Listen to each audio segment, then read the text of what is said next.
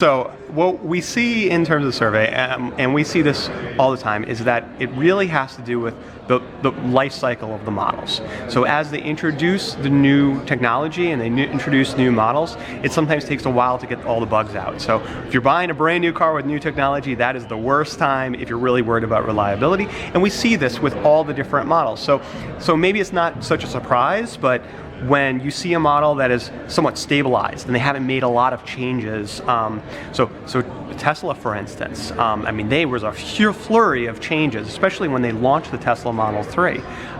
So now that they've had some time, they actually, the car is now reliable, both the Tesla Model S and the Model 3. So with a little bit of stabilization, now we've got both of those models, they're average, and we're recommending both of those cars.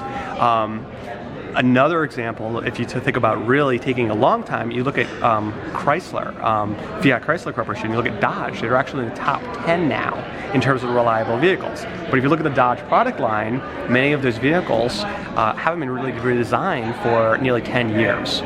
So that's to their credit in terms of reliability, maybe not in terms of competitiveness. And how do the domestic automakers fare this year, this result?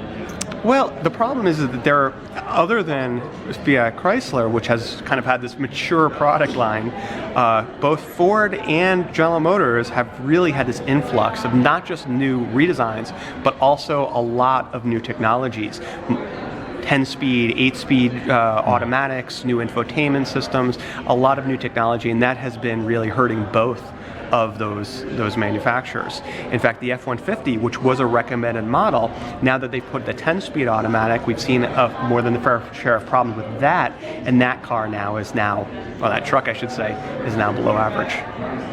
A lot of the electronics has been a huge problem in the past. Yeah. Is that is continuing to be a problem then?